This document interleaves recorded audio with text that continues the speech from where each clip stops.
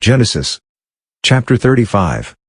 God said to Jacob, "Arise, go up to Bethel, and live there. Make there an altar to God, who appeared to you when you fled from the face of Esau your brother." Then Jacob said to his household, and to all who were with him, "Put away the foreign gods that are among you, purify yourselves, change your garments. Let's arise, and go up to Bethel. I will make there an altar to God, who answered me in the day of my distress, and was with me on the way which I went." They gave to Jacob all the foreign gods which were in their hands, and the rings which were in their ears, and Jacob hid them under the oak which was by Shechem.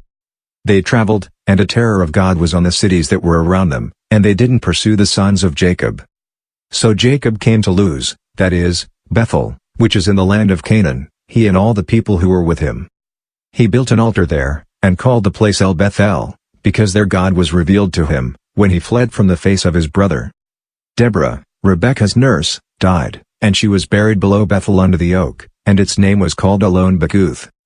God appeared to Jacob again, when he came from Paddan Aram, and blessed him. God said to him, "Your name is Jacob.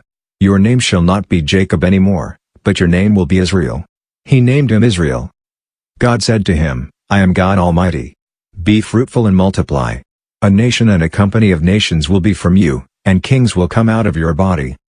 The land which I gave to Abraham and Isaac, I will give it to you, and to your offspring after you I will give the land." God went up from him in the place where he spoke with him. Jacob set up a pillar in the place where he spoke with him, a pillar of stone. He poured out a drink offering on it, and poured oil on it.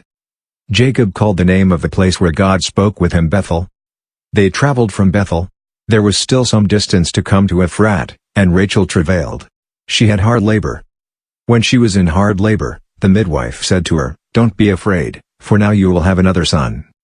As her soul was departing, for she died, she named him Benoni, but his father named him Benjamin. Rachel died, and was buried on the way to Ephrat, also called Bethlehem. Jacob set up a pillar on her grave. The same is the pillar of Rachel's grave to this day. Israel traveled, and spread his tent beyond the tower of Eder. While Israel lived in that land, Reuben went and lay with Bilhah, his father's concubine, and Israel heard of it. Now the sons of Jacob were 12. The sons of Leah, Reuben, Jacob's firstborn, Simeon, Levi, Judah, Issachar, and Zebulun.